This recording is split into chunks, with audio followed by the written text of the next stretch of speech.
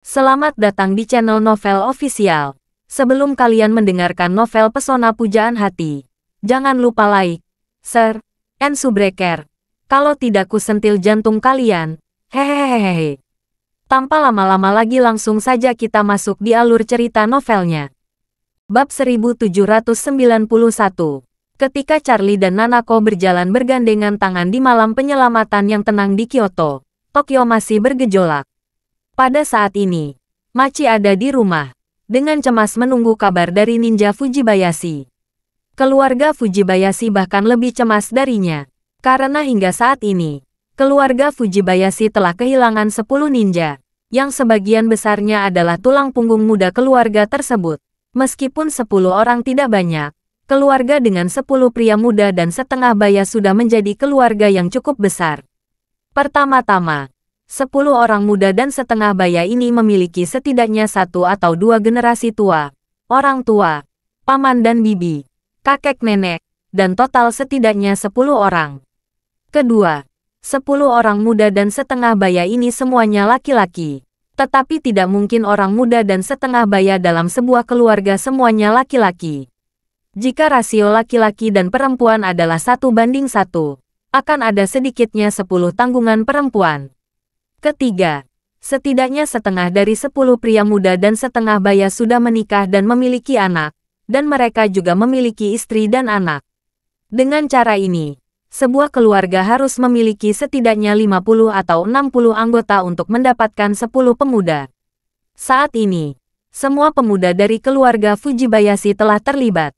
Kekuatan tempur keluarga telah turun tajam. Dalam hal ini, tentu saja mereka sudah tidak memiliki kemampuan untuk melindungi diri mereka sendiri. Apalagi menugaskan orang untuk melindungi Takahashi Machi. Oleh karena itu, di rumah Takahashi Machi, selain beberapa pengawal, tidak ada satupun ninja. Saat itu larut malam, dan Machi bahkan tidak setengah lelah. Di satu sisi, dia masih berduka atas kematian tragis putra Takahashi Eikichi. Di sisi lain, dia ingin menunggu dan melihat apakah dia masih bisa menghubungi ninja Fujibayashi yang hilang kontak. Meskipun dia yakin 80%, ninja Fujibayashi yang dikirim ke Kyoto telah terbunuh. Namun jauh di lubuk hatinya, dia masih menyimpan secercah harapan. Dia merasa bahwa setidaknya sebelum dia melihat mayat mereka, keadaan mungkin akan berbalik. Mungkin setelah beberapa saat, para ninja Fujibayashi akan menghubunginya. Saat Machi sedang mondar-mandir di ruang tamu, menunggu dengan cemas, sebuah panah tiup yang sangat tipis tiba-tiba melesat dari sudut. Langsung mengenai bagian belakang leher Machi dengan satu tembakan. Takahashi Machi, yang baru saja menderita rasa sakit karena kehilangan putranya, tidak punya waktu untuk memikirkan cara membalas dendam. Dan tiba-tiba dia diracuni dan jatuh ke lantai. Ketika pengawal menemukan dia tiba-tiba jatuh ke lantai, mereka berkumpul di sekitar Machi. Setelah diperiksa lebih dekat, dia sudah tidak lagi bernapas atau bergerak. Pada saat pengawal mencari si pembunuh dengan wajah mengerikan, beberapa ninja Iga yang menuduh keluarga Fujibayashi sudah mundur. Dalam waktu normal, keluarga Fujibayashi akan mengatur setidaknya 4 ninja untuk mengintai di sekitarnya untuk melindunginya secara diam-diam dan mencegahnya dibunuh oleh ninja lain. Tapi hari ini, tidak ada seorang ninja pun di sisinya. Tidak ada perlindungan ninja, hanya mengandalkan pengawal biasa. Di depan ninja hampir seperti tidak ada siapa-siapa. Oleh karena itu, tidak sulit bagi ninja untuk membunuh Takahashi Machi. Takahashi Machi yang malang meninggal, menyusul kematian yang tragis. Pada saat yang sama, Ito Yahiko baru saja tertidur ketika mendengar ketukan di pintu. Dia bertanya dengan marah, "Sudah larut. Ada apa lagi ini? Jika bukan sesuatu yang penting, saya akan marah besok." Tanaka Hiroshi buru-buru berkata, "Tuan Ketua, petugas dari Departemen Kepolisian Metropolitan ada di sini. Mengatakan bahwa ada beberapa hal yang memerlukan kerjasama Anda untuk pergi ke Departemen Kepolisian Metropolitan untuk wawancara. Apakah mereka masih ingin bertanya?" Ito Yahiko meraung marah. "Aku sudah mengatakan apa yang harus kukatakan. Dan aku tidak punya apa-apa lagi untuk dikatakan." Hiroshi menjelaskan, "Tuan Ketua, polisi itu mengatakan bahwa keluarga Schultz telah menekan mereka. Masalah ini mungkin bisa menjadi insiden diplomatik internasional. Jadi mereka ingin meminta Anda untuk bekerja sama di dalam diplomatik internasional. Ketika Yahiko mendengar ini, dia marah. Sial, itu benar-benar menyusahkan. Bab 1792. Meskipun sangat tidak puas, Ito Yahiko tidak berani bertahan saat ini. Bagaimanapun, dia adalah seorang pengusaha. Dia sangat mengerti jika dia benar-benar terlibat dalam insiden diplomatik internasional dan mempengaruhi citra internasional Jepang.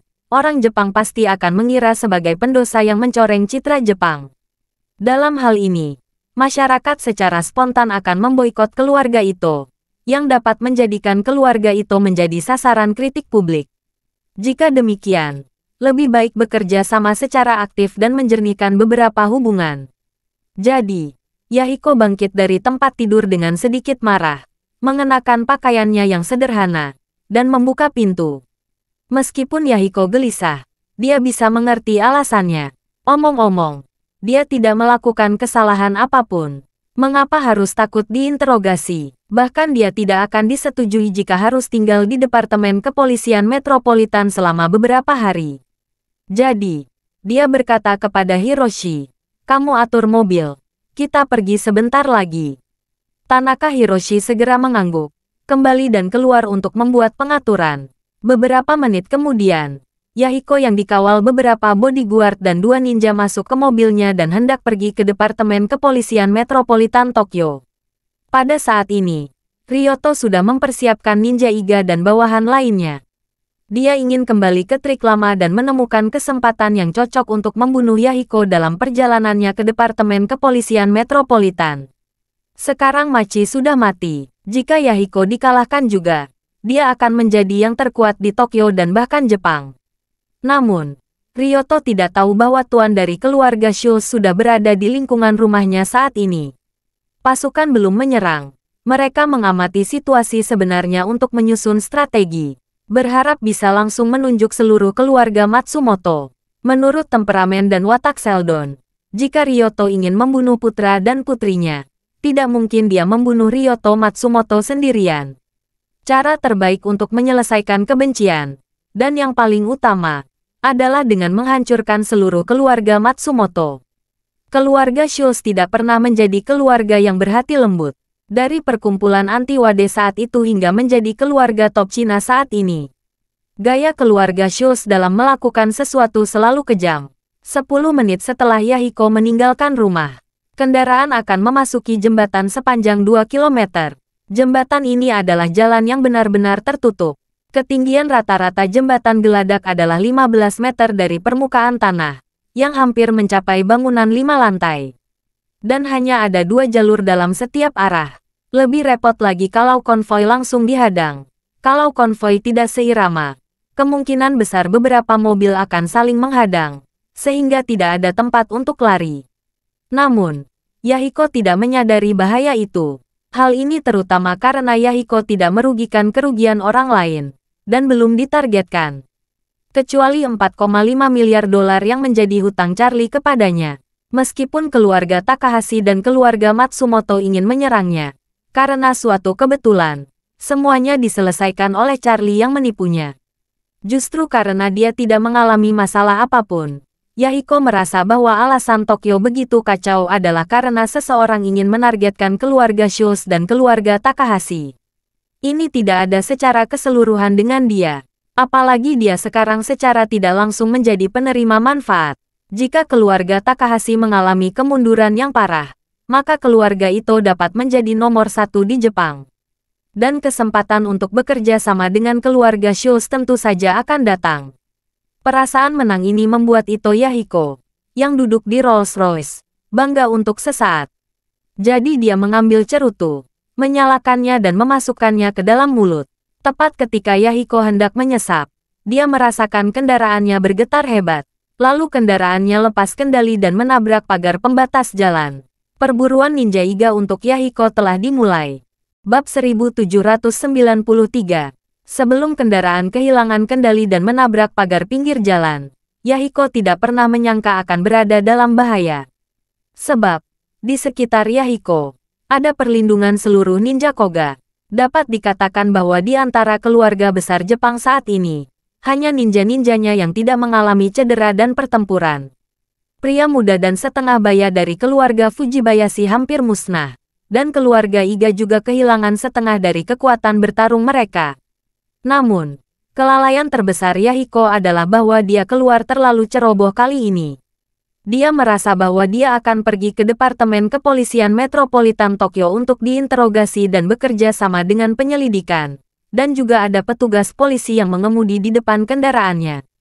Justru karena inilah dia tidak mengatur terlalu banyak ninja untuk melindungi dirinya. Dia tidak pernah mengira bahwa mobil polisi yang membuka jalan telah dipaksa oleh Ryoto Matsumoto. Ryoren memasang jaring dan menunggunya masuk.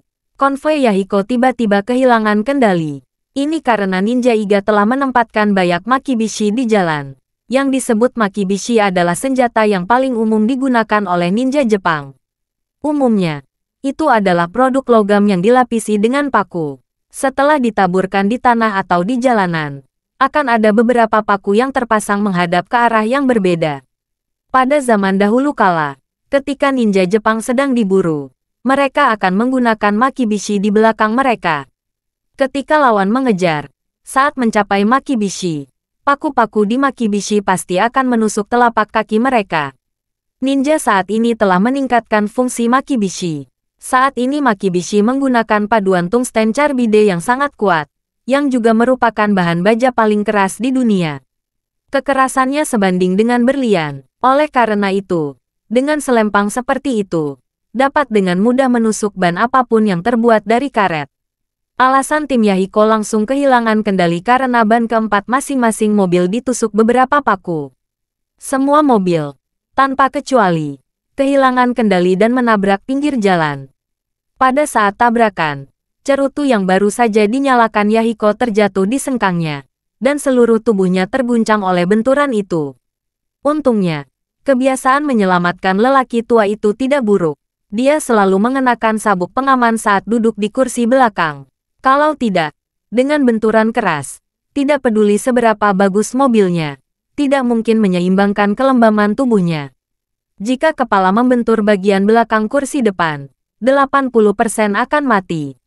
Pada saat ini, beberapa pengawal Yahiko dan dua ninja telah turun dari mobil depan dan belakang dan mengelilingi mobil Yahiko. Pada saat ini, 6 ninja Iga segera keluar dari jalur yang berlawanan. Masing-masing dari mereka mengepalkan pedang ninja di kedua tangan, dan wajah mereka penuh kekejaman. Tanaka Hiroshi, yang berada di kopilot, menjadi pucat ketakutan. Dia menoleh ke Yahiko dan berkata, "Tuan Ketua, bagaimana bisa ada ninja? Mungkinkah mereka dikirim oleh Machi?" Tepat ketika Yahiko hendak berbicara, dia tiba-tiba masuk dan melihat ke bawah untuk melihat bahwa cerutu telah membakar celananya dan melepuh luka di paha bagian dalam. Dia segera mengambil cerutunya, membuangnya ke samping, dan berkata, "Di mana mobil polisi yang memimpin?" Sopir berkata pada saat ini, "Tuan Ketua, mobil polisi itu sudah pergi." "Pergi?" Yahiko marah dan tercengang. "Kita disergap, dan mereka pergi. Apa dia masih manusia?" Hiroshi tiba-tiba menyadari, dan berkata, "Tuan Ketua, apakah petugas polisi itu sengaja memancing Anda untuk keluar?" Yahiko meraung marah. "Sial, ada binatang buas seperti itu yang sengaja berkomplot melawanku." Bab 1794. Setelah dia selesai berbicara, dia langsung berkata kepada Hiroshi, "Panggil polisi cepat. Minta Departemen Kepolisian Metropolitan Tokyo mengirim helikopter dengan cepat. Saya khawatir para pengawal dan ninja di luar tidak akan bertahan lama." Hiroshi melihat sekilas bahwa ninja ke-6 itu sudah ditarik. Dia dengan cepat mengeluarkan ponselnya dan menghubungi polisi. Meskipun Tokyo sangat tidak stabil akhir-akhir ini, dan efisiensi serta kemampuan Departemen Kepolisian Metropolitan Tokyo untuk menyelesaikan kejahatan juga berantakan, tetapi konfigurasi perangkat keras Departemen Kepolisian Metropolitan Tokyo masih sangat kuat. Ada 14 helikopter polisi dari semua jenis. Dalam keadaan darurat, tim operasi khusus dapat dikirim dengan cepat. Hiroshi langsung menelepon Direktur Departemen Kepolisian Metropolitan Tokyo. Lagi pula, Ito Yahiko adalah salah satu pengusaha terbaik di Tokyo. Pada saat ini, Direktur Kepolisian Tokyo baru saja mengetahui bahwa Takahashi Machi dibunuh di rumahnya. Dia sudah berada di ambang kehancuran. Jami dan Sophie juga belum ditemukan. 4 patut diketahui es daging keluarga Fujibayashi belum siapa pembunuhnya. Putra Takahashi Machi, Takahashi Eiji dibakar sampai mati di dalam mobil. Dan pembunuhnya juga belum ditemukan. Dan yang terakhir, Takahashi Machi juga mati. Serangkaian kasus kriminal serius ini telah menimbulkan kabut tebal sihir dan kejahatan di seluruh Tokyo. Namun, pada saat ini, Hiroshi tiba-tiba menelepon dan memberitahu bahwa Ito Yahiko disergap, dan dia dalam bahaya saat ini. Mendengar ini, dia merasakan semburan darah di kepalanya. Kakinya lemas. Dia pingsan di lantai kantor. Beberapa bawahannya buru-buru melangkah maju untuk membantu. Dia sangat lemah tetapi penuh amarah dan berkata, "Cepat, cepat kirim helikopter dan tim operasi khusus ke jembatan Yotsuya untuk menyelamatkan Yahiko. Hari ini, jangan sampai ada orang mati lagi di Tokyo." Masuk akal bahwa tim operasi khusus modern yang bersenjata lengkap tidak berbeda dengan pasukan khusus dalam hal peralatan dan efektivitas tempur. Polisi khusus semacam ini mungkin tidak memiliki keuntungan apapun dalam menghadapi gerakan aneh ninja dan senjata tersembunyi jika mereka memilih ninja. Namun, jika puluhan orang membentuk keunggulan daya tembak, keunggulan formasi, dan keunggulan pelengkap, keunggulan ninja akan hilang. Namun, masalah terbesar saat ini adalah jarak. Mereka tidak mungkin tiba di tempat kejadian pada waktu yang tepat. Diperlukan setidaknya 5 menit bagi tim operasi khusus untuk berkumpul, beberapa menit untuk menaiki helikopter, dan beberapa menit untuk helikopter lepas landas. Setidaknya butuh 10 menit. Namun, bagaimana Yahiko dan rombongan bisa bertahan lebih dari 10 menit? Kedua belah pihak bertempur di luar mobil selama beberapa putaran, dan semua pengawal Yahiko tiba. Meskipun 2 ninja yang tersisa telah berjuang untuk melawan, mereka terpaksa mundur, dan mereka juga terluka di banyak bagian tubuh. Melihat keadaan yang diperkirakan dalam 1 menit lagi, mereka pada dasarnya tidak akan bisa melawan lagi. Pada saat itu, pihak lain akan langsung mengambil kepala Yahiko. Hiroshi, yang berada di co-driver, buru-buru berkata kepada Ito Yahiko, "Tuan Ketua, ayo lari. Jika kita tidak melarikan diri, kita tidak akan bisa bertahan hidup." Melarikan diri, Ito Yahiko bergidik, dan berkata dengan ngeri dan putus asa, "Mau kemana kita melarikan diri? Jika melarikan diri, kita akan tetap ditangkap, dan tidak ada cara untuk bertahan hidup." Setelah itu, ekspresi Ito Yahiko menjadi gelap, dan dia berkemah, "Tanaka, kamu dan aku pasti akan mati di sini." Bab 1795. Pada saat ini, Yahiko sudah memutuskan bahwa dia pasti akan mati. Prajurit penyelamat tidak akan bisa tiba segera, dan orang-orang mereka sendiri tidak dapat menahan penyerang lebih lama lagi. Mereka dapat dibunuh oleh pedang ninja lawan kapan saja. Pengemudi lainnya dan Hiroshi tidak memiliki kekuatan tempur yang sebenarnya. Sama seperti dirinya, diperkirakan mereka akan ditebas dan dibunuh langsung oleh pihak lain. Pada saat ini, dia benar-benar ingin menghubungi putri ratusan kilometer jauhnya di Kyoto. Putrinya tidak boleh tahu bahwa dia terperangkap. Dia ingin menelepon dengan cepat, dan mendengarnya sebelum dia meninggal. Ini bisa menjadi sedikit penghiburan sebelum kematian. Namun, tepat ketika dia mengeluarkan ponselnya dan hendak menelepon Nanako, Tanaka Hiroshi berseru, "Tuan Ketua, jika kita tidak lari, akan terlambat." Yahiko berkata sambil mencibir, "Aku baru saja menyatakan bahwa kita tidak punya tempat untuk melarikan diri." Setelah mengatakan itu, dia memarahi dengan gigi terkatup. Ini pasti ulah binatang buas Takahashi Machi. Bajingan, bajingan. Dia bahkan menggunakan cara berbahaya untuk mengecewakanku. Hiroshi buru-buru menunjuk keluar jendela dan berseru, "Tuan Ketua, tidak perlu membahas Machi dulu. Kalau kita lari ke kedua ujung jembatan, kita pasti akan mati.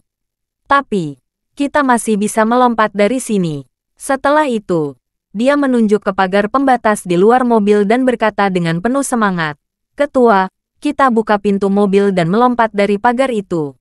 Wajah Yahiko memucat ketakutan. dan dia berkata, "Apa kamu gila? Jembatan ini tingginya lebih dari 10 meter. Jika kita melompat dari sini, kita akan jatuh dan mati." Hiroshi berkata dengan sungguh-sungguh, "Tuan Ketua, ketinggian ini belum tentu akan membunuhmu. Yang penting jangan biarkan tubuhmu telungkup atau tengkurap.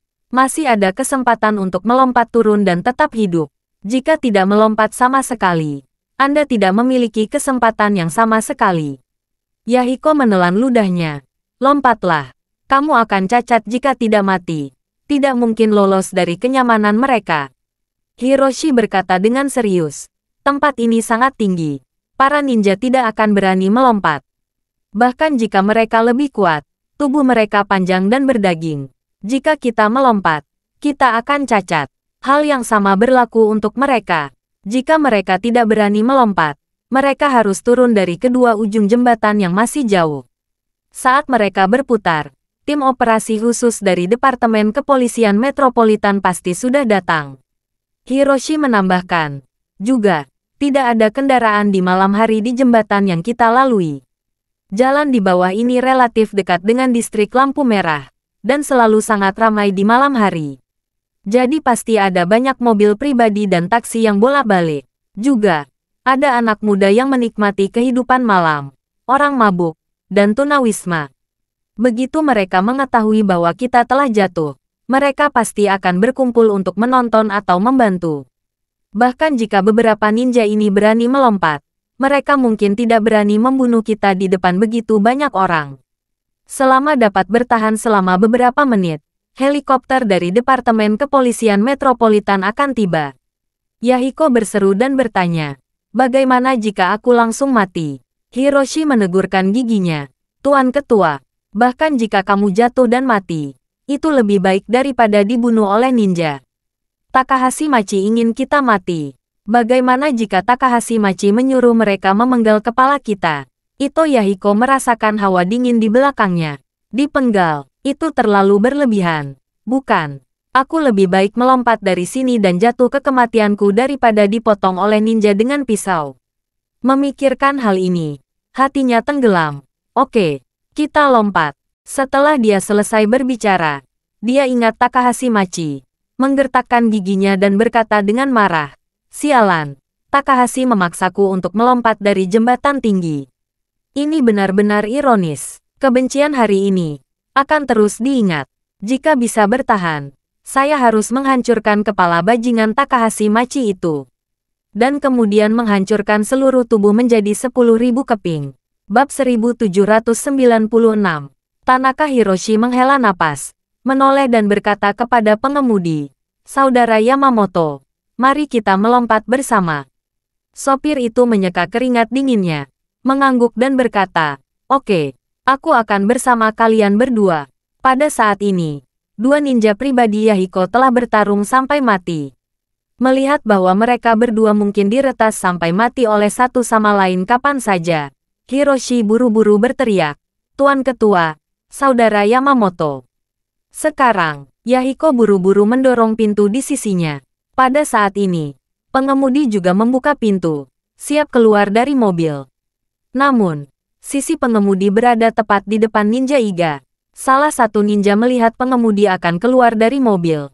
Jadi dia menggerakkan seluruh energinya dan menusuk jantungnya dengan pisau terbang. Setelah pisau ninja yang tajam menusuk tubuh pengemudi, ujung pisau itu malah menembus pintu keras Rolls-Royce. Sopir meninggal seketika. Yahiko melihat pengemudi ditabrak di seberang mobil. Dia gemetar tanpa sadar, dan kakinya tiba-tiba menjadi lemas. Meskipun dia juga orang yang telah mengalami ratusan pertempuran di dunia bisnis, ini adalah pertama kalinya dia mengalami bencana seperti itu. Dia sangat gugup dan takut. Selain itu, semakin tua dia, semakin sedikit keberanian yang dia miliki. Jadi Ito Yahiko berjongkok di aspal dengan ketakutan, tidak bisa memperkuat pagar setinggi 1 meter sama sekali. Pada saat ini, ninja yang baru saja membunuh pengemudi tiba-tiba menyadari bahwa Yahiko dan Hiroshi telah melarikan diri dari mobil. Mereka terlihat akan melompat dari jembatan, dan tiba-tiba berteriak, "Cepat! Yahiko akan melarikan diri." Ninja itu langsung mencabut pedang ninja dengan paksa. dan melompat ke atap mobil untuk membunuh Ito Yahiko. Melihat Ito Yahiko yang ingin melarikan diri, beberapa ninja lainnya langsung memenggal kepala dua ninja Ito Yahiko yang masih menempel seperti orang gila, lalu mengerumuninya. Semakin ini terjadi, semakin tidak terkendalinya kaki Ito Yahiko, dan bahkan usahanya untuk berdiri tidak berpengaruh. Pada saat ini, Hiroshi yang hendak menyalakan pagar pembatas, membangun dengan putus asa dan mendorong tubuh Ito Yahiko dengan keras, berteriak dengan kekuatan-kekuatan, "Tuan Ketua, Anda harus menggunakan kedua tangan Anda untuk memulai. Kita harus melompat ke bawah, atau kita akan mati." Ito Yahiko langsung diberdayakan dan dicerahkan, dan dia tahu bahwa ini benar-benar batas antara hidup dan mati. Jadi, dia berjuang untuk menarik tubuhnya ke atas dengan kedua tangan, ditambah dengan dorongan putus asa Hiroshi. Dia dengan cepat memperkuat pagar penghalang jembatan. Tepat ketika dia hampir kehilangan keseimbangan dan berbalik, dia menatap Hiroshi dengan rasa terima kasih dan enggan, dan berteriak, "Hiroshi, kamu juga tidak boleh menyerah." Hiroshi mengangguk, dan dengan sedikit kekuatan di tangannya, dia mendorong Ito Yahiko ke bawah. Segera setelah itu, dia juga mengerahkan pagar pembatas dengan kecepatan tercepat, dan melihat bahwa pedang pendek dari beberapa ninja akan dikurungnya. Dia melompat, diikuti oleh Ito Yahiko, dan melompat dari jembatan. Keduanya melompat dari jembatan jalan raya yang tingginya lebih dari 10 meter, satu demi satu. Pada saat ini, Yahiko berharap truk yang penuh dengan barang-barang berbulu akan muncul di bawahnya. Sangat menakutkan bahwa tidak ada apa-apa di bawah kecuali trotoar yang keras. Bab 1797. Sebelum dia jatuh lagi, kata-kata Hiroshi bergema di benak Yahiko. Selama dia tidak jatuh dengan kepala atau perut terlebih dahulu, dia masih memiliki kesempatan untuk hidup. Jadi, dia berjuang untuk menyesuaikan tubuhnya di udara, dan mendarat dengan kakinya lurus ke bawah. Dengan keras, Ito Yahiko hanya merasakan sakit yang luar biasa di kakinya. Tapi dia tidak repot-repot memeriksa luka di kakinya, dan segera meluncurkan beberapa jungkir di balik trotoar untuk membebaskan dirinya dari kekuatan jatuh. Segera setelah itu, Hiroshi juga terjatuh dengan keras. Sama seperti Yahiko, dia juga mendarat dengan kakinya dan beberapa kali. Meskipun kedua kakinya terluka sampai mati, keduanya dapat menyelamatkan hidup mereka karena postur tubuh yang benar. Ito Yahiko melihat kakinya saat ini, dan melihat bahwa seluruh lutut, betis, pergelangan tangan kaki dan telapak kaki semuanya sudah patah tidak karuan. Situasi Hiroshi juga sama tragisnya. Kakinya berlumuran darah, tulang-tulangnya yang patah bahkan tertusuk dari daging dan darahnya mengalir deras, sungguh mengerikan. Orang-orang yang lewat terkejut ketika mereka melihat ini, dan beberapa wanita sudah berteriak. Segera, beberapa orang yang antusias berkumpul di sekitar, dan salah satu dari mereka bertanya, "Bagaimana perasaan kalian, Tuan? Apakah Anda ingin saya memanggil ambulans sekarang?" Ito Yahiko menangis terseduh-seduh dan berkata, "Bantu aku menelepon polisi. Seseorang di jembatan mengejar kami." Semua orang buru-buru melihat ke jembatan. Di sisi pagar penghalang jembatan, yang tingginya lebih dari 10 meter, 6 ninja rusak, menatap bawah jembatan dengan bingung. Salah satu ninja tercengang dan bertanya, "Bos, bagaimana dengan ini?" Bos bahkan tidak berpikir bahwa Yahiko yang sudah dekat masih bisa melompat. Dia berkata dengan marah, "Junior kelima, junior keenam. Mereka berdua tidak bisa bergerak sekarang. Kalian berdua cepat melompat turun dan bunuh mereka berdua." Ketika keduanya mendengar ini, mereka ketakutan. Salah satu dari mereka dengan malu-malu berkata, "Bos, ini tingginya 7 atau 8 meter. Anda menyuruh saya melompat. Ini sekitar 15 meter. Jika saya melompat, hasilnya tidak akan lebih baik dari mereka." "Ya," orang lain berkata dengan wajah pahit. "Bos, mereka berdua memiliki posisi yang sangat ilmiah. Jika kita tidak begitu akurat, kita mungkin langsung jatuh ke kematian." Ekspresi bos sangat jelek. Dia tahu bahwa jika bawahannya tidak melompat, dia sama sekali tidak bisa memaksanya untuk melompat. Jika tidak, bagaimana tim akan memimpin mereka di masa depan? Memikirkan hal ini, dia mengumpulkan gigi dan berkata, "Masuk ke mobil. Ayo cepat turun dan bunuh mereka sebelum ambulans dan polisi datang." Semua orang buru-buru ingin kembali dan kembali ke mobil. Pada saat ini, mereka mendengar deru helikopter di langit. Beberapa orang melihat ke atas, dan tiba-tiba mereka ketakutan. Pada saat ini, ada 4 helikopter polisi yang melaju dari arah yang berbeda.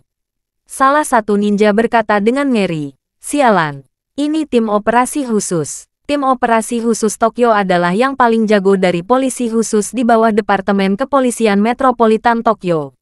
Mereka telah terlibat dalam misi anti-teroris sepanjang tahun.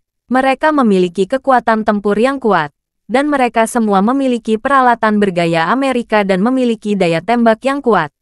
Di hadapan mereka, ninja tidak berbeda dengan orang primitif. Terlebih lagi, mereka datang dengan helikopter. Jika mereka melayang di atas kepala dan menembak dengan senapan mesin, bahkan ninja terkuat pun akan dilubangi oleh peluru. Bos dari Ninja Iga langsung berteriak panik.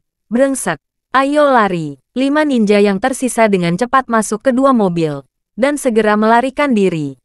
Dan tim operasi khusus Tokyo segera dibagi menjadi 2 kelompok. 2 helikopter melayang tepat di daratan, memungkinkan anggota tim tempur dengan cepat turun dari helikopter dan melindungi Yahiko.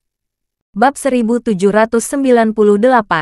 2 helikopter lainnya langsung mengikuti kedua mobil yang ditumpangi Ninja Iga. Karena Ninja Iga berada di jembatan, tidak ada tempat untuk bersembunyi, dan dia mengemudi dengan panik untuk melarikan diri ketika helikopter mendekat.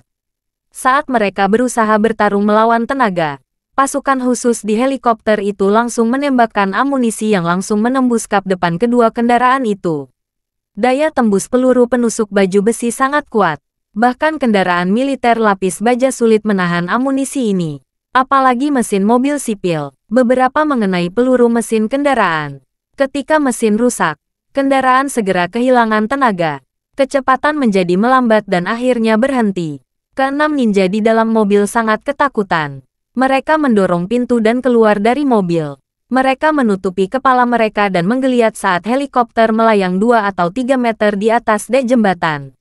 Lalu sejumlah besar pasukan khusus dengan cepat turun dengan kabel. Senjata moncong telah diarahkan ke kepala mereka. 20 anggota tim tempur khusus langsung meminta 6 ninja untuk menyerah dengan patuh tanpa berani melawan. Pada saat ini, Yahiko dan Hiroshi telah dikirim dengan ambulans melaju cepat ke rumah sakit. Ryoto Matsumoto berada di rumah saat ini, mengalami perasaan menyusun strategi kemenangan. Dia adalah seorang penjudi dengan mentalitas yang berat, dan dia sudah memiliki imersi yang sangat tinggi. Hanya saja pertaruhan ini benar-benar terlalu besar, yang membuatnya sedikit gugup sekaligus bersemangat, karena takut akan terjadi sesuatu dalam proses. Sekarang Takahashi Machi sudah mati, Ito Yahiko akan segera mati. Setelah itu, dialah orang yang paling kuat, gugup dan bersemangat. Dia memegang segelas whisky dan menghitung waktu di dalam hatinya. Menebak bahwa Yahiko akan mati. Jadi dia segera mengeluarkan ponselnya dan menelepon Ninja Iga, yang bertanggung jawab atas pembunuhan Yahiko. Namun kendala komunikasi yang aneh muncul lagi. Telepon yang tadi sempat tersambung 10 menit yang lalu, sudah tidak bisa tersambung lagi. Semuanya, seperti Iga Joinin, yang mengawasi kakak beradik Schultz di Kyoto. Mereka menghilang dan dia tidak dapat menemukan jejak apapun. Tepat ketika dia bingung, asistennya melangkah maju dengan gugup dan berkata kepadanya, "Tuan Ketua, Ninja Iga mendapat masalah." "Masalah apa?" Semua 6 Ninja Iga ditangkap. Ito Yahiko dan Hiroshi melompat dari jembatan dan sekarang telah dikirim ke rumah sakit. Mereka berdua masih hidup dan tidak dalam bahaya. "Apa?" Ryoto menggertakkan giginya dan memarahi. Ito Yahiko lolos. Ninja keluarga Iga benar-benar tidak berguna. Asisten itu mengangguk dan berkata dengan serius, "Saat ini, memang demikian." Ryoto dengan marah melemparkan gelas whisky di tangannya ke lantai, dan gelas itu menghantam ubin lantai marmer dengan keras, langsung pecah. Pada saat ini, suara wanita yang dingin tiba-tiba datang dari ruang tamu. Temperamen Tuan Matsumoto benar-benar buruk. Baik Ryoto dan asistennya terkejut oleh suara yang tidak dikenal itu. Mereka mengikuti arah suara itu dan melihat seorang wanita berusia 20-an mengenakan gaun hitam berjalan masuk. Ryoto terkejut dan berseru, "Kamu, siapa kamu? Bagaimana kamu bisa masuk?" Wanita itu mencibir, "Tentu saja saya bisa masuk." Ryoto mundur dan bertanya dengan gugup, "Apa yang akan kamu lakukan?" Wanita itu memandang Ryoto dengan penuh minat, dan setelah beberapa saat berkata dengan dingin, "Kamu menculik tuan muda dan nona muda keluarga Schultz saya, dan membunuh lebih dari 10 orang bawahan keluarga Schultz. Menurut Anda apa yang ingin saya lakukan? Tentu saja aku akan membunuhmu." Bab 1799. Ryoto Matsumoto tidak pernah bermimpi bahwa keluarga Schultz akan berlokasi. Ketika wanita itu mengatakan yang sebenarnya, tubuhnya gemetar. Lalu dia berkata, "Ada begitu banyak penjaga di rumah saya. Bagaimana mungkin Anda bisa masuk dengan begitu gagah?" Rumah Ryoto Matsumoto selalu dijaga ketat. Semakin kuat keinginan menyakiti orang lain, semakin kuat pula keinginan untuk melindungi diri sendiri. Agar tidak mudah berantakan, dia mengatur 20 pengawalan di rumah. Di antaranya ada juga ninja dari keluarga kecil, dan pertahanan mereka bisa dibilang sangat kuat.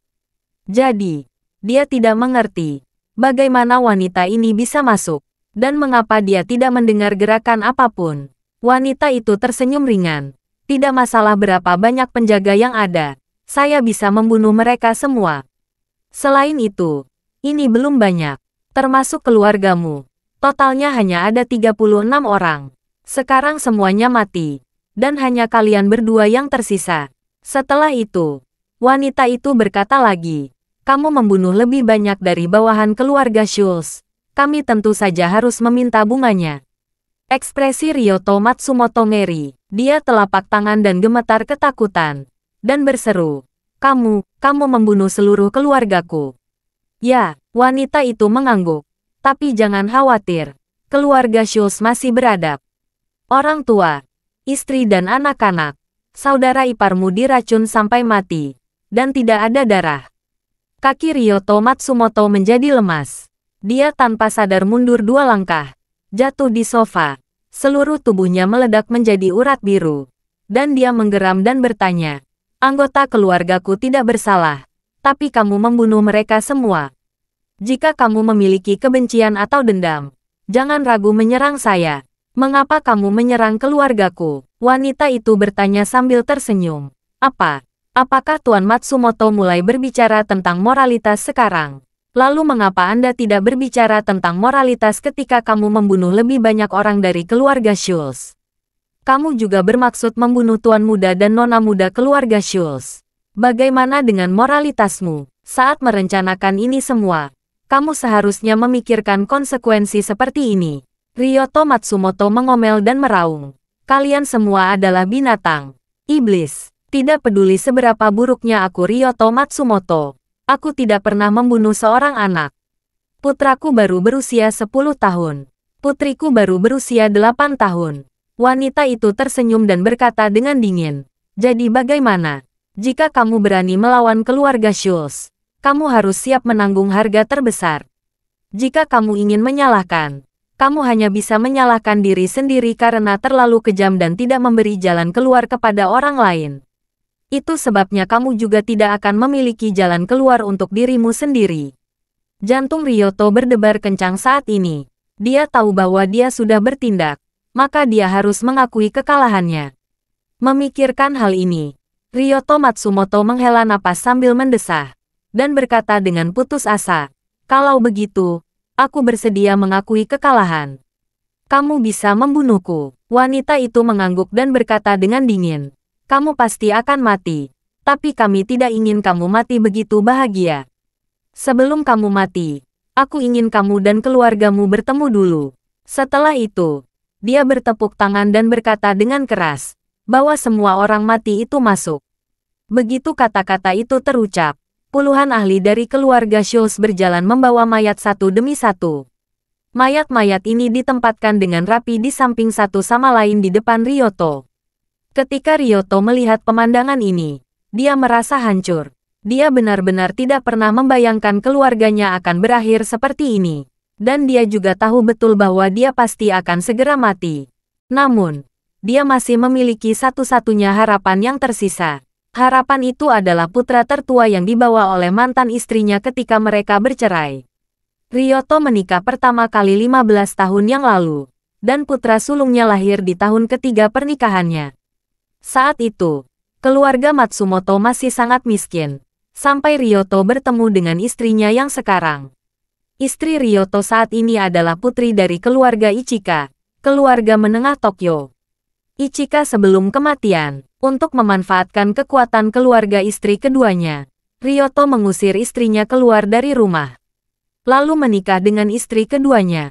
Bab 1800. Karena istri saat ini tidak menyukai putra sulung Ryoto Matsumoto, maka Ryoto Matsumoto juga mengusir putra sulungnya setelah menikah, dan membiarkannya mengikuti mantan istrinya. Setelah itu, istri kedua Ryoto memberinya sepasang anak. Jadi dia jarang memikirkan mantan istri dan putra sulungnya selama bertahun-tahun.